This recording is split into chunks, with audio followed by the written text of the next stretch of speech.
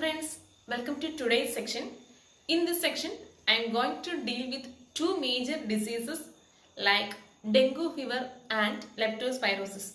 Firstly, we can move on to dengue fever.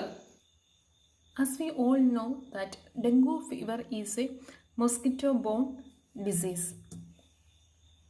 It is a viral disease spread by mosquitoes. It is transmitted by the bite of an Aedes aegypti mosquito infected with dengue virus. Aedes aegypti ഗണത്തിൽപ്പെട്ട കൊതുകുകളാണ് ഈ dengue virus അല്ലെങ്കിൽ dengue ഫീവറിന് കാരണമായിട്ടുള്ളത്. ഈ Aedes aegypti കൊതുകുകളുടെ പ്രത്യേകത എന്ന് പറഞ്ഞു കഴിഞ്ഞാൽ black mosquitoes with white lines, അതായത് കറുത്ത നിറത്തിൽ വെള്ള ലൈനുകളുള്ള രീതിയിലാണ് ഈ ഈഡിസ് ഈജിപ്തി കൊതുകുകളുടെ ശരീരഘടന വരിക. കൂടുതലായിട്ട് ഫ്രഷ് വാട്ടറിലാണ് ഈ കൊതുകുകൾ പെറ്റുപെരുകി എണ്ണം ഇൻക്രീസ് ആയിക്കൊണ്ടിരിക്കുന്നത്. ഈ കൊതുകുകൾ ഏറ്റവും കൂടുതലായിട്ട് കാണപ്പെടുക ഡേ ടൈമിലായിരിക്കും. ഡേ ടൈമിൽ തന്നെ സൺറൈസിന് ശേഷമുള്ള 3 മണിക്കൂറും സൺസെറ്റിന് തൊട്ട് മുമ്പുള്ള 3 മണിക്കൂറും, ഈ 2 സമയങ്ങളാണ് ഏറ്റവും കൂടുതലായിട്ട് ഈ ഈഡിസ് ഈജിപ്തി കൊതുകുകൾ നമുക്ക് കാണാൻ പറ്റുക. അതുകൊണ്ട് തന്നെ ഈ കൊതുകുകളെ ഡേ ടൈം ബൈറ്റേഴ്സ് എന്നും ഈഡിസ് ഈജിപ്തി കൊതുകുകൾ അറിയപ്പെടാറുണ്ട്. ഇങ്ങനെ ഈ ഡെങ്കു വൈറസ് ഇൻഫെക്റ്റ് ആയിട്ടുള്ളൊരു ഈഡിസ് ഈജിപ്തി കൊതുക് ഒരാളുടെ ശരീരത്തിൽ കടിച്ചാൽ 3 തൊട്ട് 14 ദിവസത്തിനകം ഡെങ്കു വൈറസ് ആ ആളുടെ ശരീരത്തിൽ കയറിയിട്ടുണ്ടെങ്കിൽ അതിൻ്റെ സിംറ്റംസ് കാണിച്ചു തുടങ്ങും. ഇങ്ങനെ ആ സിംറ്റംസ് കാണിച്ചു തുടങ്ങിക്കഴിഞ്ഞാൽ അത് നമുക്ക് ഡെങ്കു ഫീവർ ആണെന്ന് ഐഡൻറ്റിഫൈ ചെയ്യാം. ആ ഡെങ്കു ഫീവർ കുറച്ചുകൂടെ സിവിയർ ഫോമിലേക്ക് മാറുവാണെങ്കിൽ അതിനെ നമ്മൾ ഡെങ്കു ഹെമോറാജിക് എന്നാണ് പറയപ്പെടുക. അതിനെ കുറച്ചും കൂടെ ഇൻക്രീസ് അല്ലെങ്കിൽ ഒരു മാസീവ് ഫോമിലേക്ക് ബ്ലീഡിങ് ഒക്കെ ഉണ്ടായി ഒരാളുടെ ഡെത്തിലേക്ക് വരെ ലീഡ് ചെയ്യുന്ന രീതിയിലേക്ക് ഈ ഡെങ്കു ഫീവർ മാറിക്കഴിഞ്ഞാൽ അതിനെ ഡെങ്കു ഷോക്ക് സിൻഡ്രോം അല്ലെങ്കിൽ DSS എന്നാണ് അറിയപ്പെടുക. ഇവിടെ നമുക്കൊരു ഈ ഡെങ്കു ഫീവർ എങ്ങനെയാണ് ഒരാളുടെ ശരീരത്തിൽ ഇൻഫെക്റ്റഡ് ആകുക അല്ലെങ്കിൽ അതിൻ്റെ ഒരു വൈറസ് ട്രാൻസ്മിഷനാണ് ഈ ഒരു പിക്ചറിൽ നമ്മൾ കൊടുത്തിരിക്കുക. അതായത് Aedes ഈജിപ്തി mosquito dengue virus infected ആയിട്ടുള്ള ഒരാളെ കടിക്കുന്നു. അങ്ങനെ ആ മൊസ്കിറ്റോ ഡെങ്കു വൈറസ് ഇൻഫെക്റ്റഡ് ആകുന്നു. അങ്ങനെ അതൊരു ഹെൽത്തി പേഴ്സണെ കടിക്കുന്നു, ബൈറ്റ് ചെയ്യുന്നു. അങ്ങനെ ഒരു ഹെൽത്തി പേഴ്സണെ ബൈറ്റ് ചെയ്ത് കഴിഞ്ഞാൽ 3 to 14 ഡേയ്സിനകം ആ ആൾക്ക് ഡെങ്കു ഫീവറിൻ്റെ സിംറ്റംസ് കാണിച്ചു തുടങ്ങുന്നു. അങ്ങനെ കാണിക്കുമ്പോൾ തന്നെ നമുക്ക് മനസ്സിലാവും ആൾ ഡെങ്കു ഫീവർ അല്ലെങ്കിൽ ഡെങ്കു വൈറസ് ഇൻഫെക്റ്റഡ് ആയിട്ടുള്ളൊരു പേഴ്സണായിട്ട് മാറുകയാണ് ചെയ്യുന്നത്. അങ്ങനെ വന്നു കഴിയുമ്പോൾ നമ്മളിപ്പോൾ ഡെങ്കു ഫീവർ പറഞ്ഞു, ഡെങ്കു ഹെമോറാജിക് പറഞ്ഞു, ഡെങ്കു ഷോക്ക് സിൻഡ്രോം പറഞ്ഞു. ഇവയൊക്കെ ഏതാണ് ഡെങ്കു ഫീവർ അല്ലെങ്കിൽ എങ്ങനെയാണ് ഡെങ്കു ഫീവർ നമുക്ക് ഐഡൻറ്റിഫൈ ചെയ്യാൻ പറ്റുക അല്ലെങ്കിൽ ഡെങ്കു ഹെമോറാജിക് ആയോ എങ്ങനെയാണ് എന്നറിയുന്നത് ഇതിൻ്റെ സിംറ്റംസ് വെച്ചിട്ടാണ്. ഒരു നോർമൽ കേസിൽ ഡെങ്കു ഫീവറിൽ നമ്മൾ കാണപ്പെടുക മെയിനായിട്ടുള്ള 5 ലക്ഷണങ്ങൾ അല്ലെങ്കിൽ 5 സിംറ്റംസ് ആണ് മെയിനായിട്ട് നമ്മൾ കാണുക. ഒന്നാമത്തേത് ഹൈ ഫീവർ, നല്ല പനി ഉണ്ടാവും. സിവിയർ ഹെഡേക്ക്, റെഡ് റാഷസ്, അതായത് ശരീരത്തിൽ പല സ്ഥലങ്ങളിലായിട്ട് ചുമന്ന് തടിച്ച് അല്ലെങ്കിൽ ചുമന്ന തടിപ്പുകൾ കാണപ്പെടും. ബ്ലഡ് പ്ലേറ്റ്ലെറ്റ്സിൻ്റെ എണ്ണം 20,000-ൽ താഴേക്ക് വരും. ജോയിൻറ്റ് പെയിൻ അല്ലെങ്കിൽ മസിൽ പെയിൻ, നല്ല രീതിയിലുള്ള ജോയിൻറ്റ് പെയിൻ അല്ലെങ്കിൽ മസിൽ പെയിൻ ഉണ്ടാവും. അതുകൊണ്ട് തന്നെ ഈ ഡെങ്കു ഫീവറിനെ ബ്രേക്ക് ബോൺ ഫീവർ എന്നും ചില സമയങ്ങളിൽ അറിയപ്പെടാറുണ്ട്. ഈ 5 ലക്ഷണങ്ങൾ ഉണ്ടെങ്കിൽ ഒരാൾക്ക് ഡെങ്കു ഫീവർ ഉണ്ട് അല്ലെങ്കിൽ ഡെങ്കു വൈറസ് ഇൻഫെക്റ്റഡ് ആയി എന്ന് നമുക്ക് പറയാൻ പറ്റും. അതിൻ്റെ നമ്മൾ ഓൾറെഡി പറഞ്ഞു കഴിഞ്ഞു, അതിൻ്റെ ഒരു സിവിയർ ഫോം അല്ലെങ്കിൽ മാസീവ് ഫോമിലേക്ക് മാറുമ്പോൾ ഈ ഡെങ്കു ഫീവറിനെ ഡെങ്കു ഹെമോറാജിക് അല്ലെങ്കിൽ ഡെങ്കു ഷോക്ക് സിൻഡ്രോം എന്നാണ് അറിയപ്പെടുക. ഈ 5 ലക്ഷണങ്ങളുടെ കൂടെ nausea, pain behind the eyes, fatigue, severe abdominal pain, vomiting, continuous vomiting, bleeding from gums അല്ലെങ്കിൽ nose, blood in your urine, stool or vomiting, rapid breathing, restlessness etcetera. അതായത് ഈ നമ്മൾ already പറഞ്ഞ 5 സിംറ്റംസിൻ്റെ കൂടെ ഈ സിംറ്റംസിൽ ഏതെങ്കിലും, അതായത് അമിതമായ ക്ഷീണമോ അല്ലെങ്കിൽ കണ്ണിന് പുറകിൽ വേദന അല്ലെങ്കിൽ കണ്ടിന്യൂസ് ആയിട്ടുള്ള വൊമിറ്റിങ്, ബ്ലീഡിങ് അല്ലെങ്കിൽ റാപ്പിഡ് ബ്രീത്തിങ്, അതായത് ശ്വസിക്കാനായിട്ടുള്ള ബുദ്ധിമുട്ട്, ഇങ്ങനെ ഏതെങ്കിലും സിംറ്റംസും കൂടെ കയറി വരികയാണെങ്കിൽ അതിനെ ഡെങ്കു ഹെമോറാജിക് അല്ലെങ്കിൽ ഡെങ്കു ഷോക്ക് സിൻഡ്രോം എന്ന് പറയും.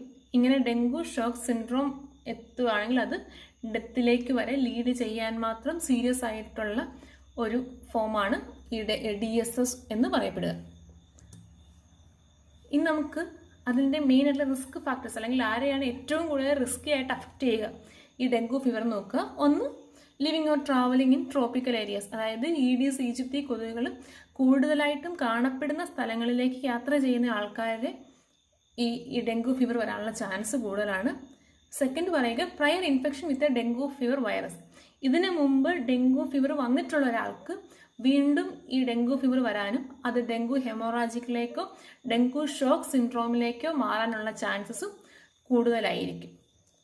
ഇനി നമ്മൾ അതിൻ്റെ നോക്കാൻ പോകുന്നത് അതിൻ്റെ പ്രിവെൻഷൻ, എങ്ങനെ നമുക്ക് ഈ ഡെങ്കു ഫീവറിനെ ഇല്ലാതാക്കാം, അല്ലെങ്കിൽ ഡെങ്കു ഫീവർ വരാതെ നമുക്ക് എങ്ങനെ നമ്മളെ തന്നെ പ്രൊട്ടക്റ്റ് ചെയ്യാമെന്നാണ് നമ്മൾ അടുത്ത് നോക്കുക. അതിനുവേണ്ടി ഒന്നാമത് ഡെങ്കു വാക്സിയ എന്ന് പറയുന്ന ഒരു വാക്സിൻ ഉണ്ട്. പക്ഷേ ആ വാക്സിൻ 9 വയസ്സിനും 45 വയസ്സിനും ഇടയ്ക്കുള്ള ആൾക്കാർക്കേ കൊടുക്കാറുള്ളൂ. അതിൽ തന്നെ ഏറ്റവും കൂടുതലായിട്ട് ഡെങ്കു ഫീവർ വരുന്ന അല്ലെങ്കിൽ ഡെങ്കു വൈറസ് കൂടുതലായിട്ടും ഇൻഫെക്റ്റഡ് ആകുന്ന ആൾക്കാർ താമസിക്കുന്ന സ്ഥലത്തുള്ള ആൾക്കാർക്ക് മാത്രമേ ഈ ഡെങ്കു വാക്സിൻ എന്നുള്ള വാക്സിനേഷൻ അല്ലെങ്കിൽ ഡെങ്കു വാക്സിൻ എന്നുള്ള പ്രതിരോധം കൊടുക്കാറുള്ളൂ. ഇന്ത്യയിൽ എല്ലായിടത്തും കൊടുക്കാറില്ല. 9 വയസ്സിനും 45 വയസ്സിനും ഇടയ്ക്ക് കൂടുതലായിട്ടും ഈ ഈഡിസ് ഈജിപ്തിൽ പെട്ട കൊതുകുകളിൽ ഡെങ്കു ഫീവർ അല്ലെങ്കിൽ ഡെങ്കു വൈറസ് ഇൻഫെക്റ്റഡ് ആകുന്ന സ്ഥലങ്ങളിലാണ് ഈ വൈറസ് കൊടുക്കുക. അതായത് 3 doses of the course of 12 months, ഓരോ 12 മാസം കൂടുമ്പോഴും ആണ്, അങ്ങനെ 3 ഡോസായിട്ടാണ് ഈ ഡെങ്കു വാക്സിയ കൊടുക്കാറ്. പിന്നെ നമുക്കറിയാം മോസ്കിറ്റോ പോപ്പുലേഷൻ, ഈഡിസ് ഈജിപ്തി കൊതുകുകൾ വളരാനുള്ള സാഹചര്യം ഉണ്ടാക്കാതിരിക്കുക. Stay in air condition or well screened housing, കൊതുകടി ഏൽക്കാത്ത രീതിയിൽ പ്രൊട്ടക്റ്റ് ചെയ്ത് നമ്മളെ തന്നെ സംരക്ഷിക്കുക. പ്രൊട്ടക്റ്റീവ് ആയിട്ടുള്ള ക്ലോത്തിങ് യൂസ് ചെയ്യുക. മോസ്കിറ്റോ റെപ്പലൻ അല്ലെങ്കിൽ മോസ്കിറ്റോ നെറ്റ്സോ അല്ലെങ്കിൽ കൊതുക് തിരികളോ അങ്ങനെ മോസ്കിറ്റോ, അതായത് കൊതുകിനെ തടഞ്ഞു നിർത്തുക. Then reduce mosquito habitat. നമുക്കറിയാം, ഞാൻ ഓൾറെഡി പറഞ്ഞു, ഈഡിസ് ഈജിപ്തി കൊതുകുകൾ ഏറ്റവും കൂടുതലായിട്ട് കാണപ്പെടുക ഫ്രഷ് വാട്ടറിലാണ്. അപ്പോൾ ആ വെള്ളം ഇങ്ങനെ ഫ്രഷ് വാട്ടർ കെട്ടി നിൽക്കാതിരിക്കാൻ ഏറ്റവും കൂടുതലായിട്ട് ശ്രദ്ധിക്കുക. ഇങ്ങനെ ഈ ഈഡിസ് ഈജിപ്തി കൊതുകുകളെ നമ്മൾ അബോളിഷ് ചെയ്യുന്നത് വഴിയായിട്ട് ഈ ഡെങ്കു ഫീവറിനെ നമുക്ക് അവോയ്ഡ് ചെയ്യാൻ പറ്റും. ഇനി നമ്മൾ അടുത്ത ടോപ്പിക്കിലേക്ക് പോവുകയാണ്. അതാണ് ലെപ്റ്റോസ്പൈറോസിസ്. ലെപ്റ്റോസ്പൈറോസിസ് നമുക്ക് എല്ലാവർക്കും അറിയാം. അത് എലിപ്പനി. എലിപ്പനി it is also called field fever or rat catchers yellow. ഇങ്ങനെ ഈ 2 പേരിലും നമ്മൾ ഈ ലെപ്റ്റോസ്പൈറോസിസ് അറിയപ്പെടാറുണ്ട്. It is a bacterial diseases that affects both humans and animals. ഹ്യൂമൻസിനെയും ആനിമൽസിനെയും ഒരുപോലെ അഫക്റ്റ് ചെയ്യുന്ന ഒരു രോഗമാണ് ലെപ്റ്റോസ്പൈറോസിസ് എന്ന് പറയുക. It is an occupational hazard for many people who work outdoors or with animals. അതായത് പുറത്ത് അല്ലെങ്കിൽ വെള്ളം കെട്ടി നിൽക്കുന്ന അഴുക്കുചാലുകളിലൊക്കെ ഇറങ്ങി നിന്ന് പണിയെടുക്കേണ്ട ആൾക്കാരിലാണ് ഏറ്റവും കൂടുതലായിട്ടും ഈ ലെപ്റ്റോസ്പൈറോസിസ് വരാനുള്ള ചാൻസ് ഉള്ളത്. അതായത് mainly farmers, veterinarians, fish workers, dairy farmers, military personnel, അങ്ങനെ അഴുക്കുവെള്ളവുമായിട്ട് ഏറ്റവും കൂടുതൽ ഡയറക്റ്റ് കോണ്ടാക്റ്റ് വരുന്ന ആൾക്കാർക്കാണ് ഏറ്റവും കൂടുതലായിട്ട് ഈ ലെപ്റ്റോസ്പൈറോസിസ് വരാനുള്ള ചാൻസ് കൂടുതൽ.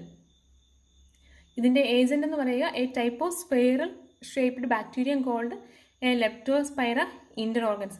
ലെപ്റ്റോസ്പൈറ എന്ന് പറയുന്ന ഒരു വൈറസ് ആണ് അല്ലെങ്കിൽ ബാക്ടീരിയയാണ് ഈ ലെപ്റ്റോസ്പൈറോസിസ് പരത്തുന്നത്. അതെങ്ങനെയാണ് ഈ ലെപ്റ്റോസ്പൈറോസിസ് എങ്ങനെയാണ് പരത്തുക, അല്ലെങ്കിൽ അതിൻ്റെ ട്രാൻസ്മിഷൻ മോഡ് എങ്ങനെയാണെന്ന് ചോദിച്ചാൽ, transmission happens through water, food and soil that contain the urine from the infected animals. അതായത് എലി അല്ലെങ്കിൽ മൗസിൻ്റെ അല്ലെങ്കിൽ റാറ്റിൻ്റെ ഒക്കെ യൂറിൻ അവിടുത്തെ വെള്ളവുമായിട്ട് അല്ലെങ്കിൽ വാട്ടറുമായിട്ട് കൂടിച്ചേർന്ന് അത് കണ്ടാമിനേറ്റഡ് ആയി അങ്ങനെ ആ സ്ഥലത്തിറങ്ങുന്ന ഒരു ഹ്യൂമൻ ബീയിങ്ങിൽ അല്ലെങ്കിൽ മുറിവ്, അതായത് ഹ്യൂമൻ ബീയിങ്ങിൻ്റെ എവിടെയെങ്കിലും ഒരു മുറിവുണ്ടെങ്കിൽ ആ അഴുക്കുചാലിൽ ഇറങ്ങുമ്പോൾ ആ മുറിവിലൂടെ ലെപ്റ്റോസ്പൈറ എന്നുള്ള ബാക്ടീരിയ ഒരാളുടെ ഹ്യൂമൻ ബീയിങ്ങിൻ്റെ ശരീരത്തിലെത്തുകയും അങ്ങനെ ശരീരത്തിലെത്തിക്കഴിഞ്ഞാൽ 2 തൊട്ട് 12 ദിവസത്തിനകം അതിൻ്റെ സിംറ്റംസ് കാണിച്ചു തുടങ്ങുകയും ചെയ്യും. അങ്ങനെ ഈ സിംറ്റംസ് കാണിക്കുമ്പോൾ ഫസ്റ്റ് സ്റ്റേജിൽ നമ്മൾ പറയുക ഹൈ ഫീവർ ഉണ്ടാകാം, severe headache, chills, muscle pain, vomiting, jaundice, red eyes, abdominal pain, diarrhoea, rashes. ഇങ്ങനെ പനിയോടുകൂടി ഈ ലക്ഷണങ്ങളൊക്കെ കാണപ്പെടുവാണെങ്കിൽ അതിനെ ഈ ലെപ്റ്റോസ്പൈറോസിസിൻ്റെ ഫസ്റ്റ് സ്റ്റേജ് ആയിട്ട് നമുക്ക് പറയാൻ പറ്റും. ഇനി അതിനെ കുറച്ചും കൂടെ സിവിയർ ആയിട്ട് പോകണമെങ്കിൽ ഡെത്ത് വരെ ലീഡ് ചെയ്യാവുന്ന സിവിയർ ഫോമിലാണ് നമ്മൾ സെക്കൻഡ് സ്റ്റേജ് എന്ന് പറയുക. അങ്ങോട്ടേക്ക് അല്ലെങ്കിൽ ആ സെക്കൻഡ് സ്റ്റേജിലേക്ക് എത്തുമ്പോൾ ആളുടെ കിഡ്നി ഡാമേജ് ആവും, മെനിഞ്ചൈറ്റിസ് ഉണ്ടാവും, ലിവർ ഫെയിലിയർ ആവും, റെസ്പിറേറ്ററി ഡിസ്ട്രസ് അല്ലെങ്കിൽ ശ്വസിക്കാനായിട്ട് ബ്രീത്തിങ്ങിന് ബുദ്ധിമുട്ടുണ്ടാവും, ഹിയറിംഗ് ലോസ് ഉണ്ടാവും, എക്സ്ട്രീം ഫെറ്റീവ് വളരെയധികം ക്ഷീണം ഉണ്ടാവും. ഇങ്ങനെ സെക്കൻഡ് സ്റ്റേജ് എത്തുന്നതാണ് ഇതിൻ്റെ ഏറ്റവും മാസീവായിട്ടുള്ള ഫോം. ലെപ്റ്റോസ്പൈറോസിസിൻ്റെ മാസീവായിട്ടുള്ള ഫോമാണ് ഈ സെക്കൻഡ് സ്റ്റേജ് എന്ന് പറയുക. ഈ second stage the patient may turn yellow in colour and may have kidney or liver failure or meningitis. This stage is also called Weil's disease. അതായത് സിംറ്റംസ് കുറച്ചും കൂടെ സിവിയറായി ഡെത്തിലേക്ക് ലീഡ് ചെയ്യുന്ന രീതിയിലുള്ള ലെപ്റ്റോസ്പൈറോസിസിൻ്റെ ഫോമിനെ അല്ലെങ്കിൽ മാസീവ് ഫോമിനെയാണ് നമ്മൾ വെയിൽസ് ഡിസീസ് എന്ന് പറയുക. ഈ ലെപ്റ്റോസ്പൈറോസിനെ അവോയ്ഡ് ചെയ്യാൻ വേണ്ടിയിട്ടുള്ള മെയിനായിട്ട് 2 ആൻറ്റിബയോട്ടിക്സാണ് ഇപ്പോൾ ഓൾറെഡി നമുക്ക് നിലവിലുള്ളത്. ഒന്ന് പെനിസിലിൻ, രണ്ടാമത്തേത് ഡോക്സിസൈക്ലിൻ. ഇങ്ങനെ കണ്ടാമിനേറ്റഡ് ആയിട്ടുള്ള വാട്ടറുമായിട്ട് ഡയറക്റ്റായിട്ട് കോണ്ടാക്റ്റ് വരേണ്ട ആൾക്കാർ ഈ 2 ആൻറ്റിബയോട്ടിക്സുകൾ ഏതെങ്കിലും ഒരെണ്ണമാണ് എടുക്കാറുള്ളത്.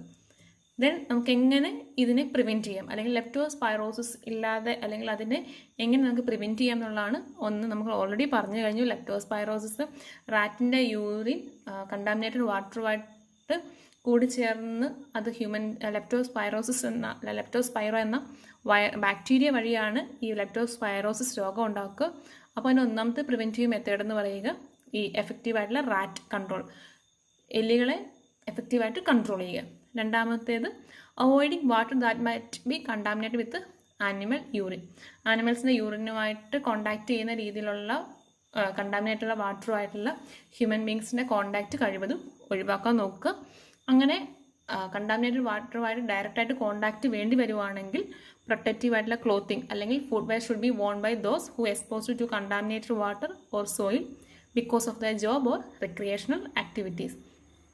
ഏതെങ്കിലും കാരണം കൊണ്ട് കണ്ടാമിനേറ്റഡ് വാട്ടറുമായിട്ട് ജോലി സംബന്ധമായിട്ടോ അല്ലെങ്കിൽ റിക്രിയേഷണൽ ആക്ടിവിറ്റീസിൻ്റെ ഭാഗമായിട്ടോ കണ്ടാമിനേറ്റഡ് വാട്ടറുമായിട്ട് കോണ്ടാക്റ്റ് വരുന്ന ആൾക്കാർ പ്രൊട്ടക്റ്റീവായിട്ടുള്ള ക്ലോത്തിങ് അല്ലെങ്കിൽ ഫുട്വെയർസ് യൂസ് ചെയ്യുക. ഇത് മെയിനായിട്ടും നമ്മൾ ഇന്നത്തെ സെക്ഷനിൽ 2 കാര്യങ്ങളാണ് ഡിസ്കസ് ചെയ്തത്. ഡെങ്കു ഫീവറും ലെപ്റ്റോസ്പൈറോസിസും. അത് എല്ലാവർക്കും മനസ്സിലായെന്ന് വിചാരിക്കുന്നു. Okay, thank you so much.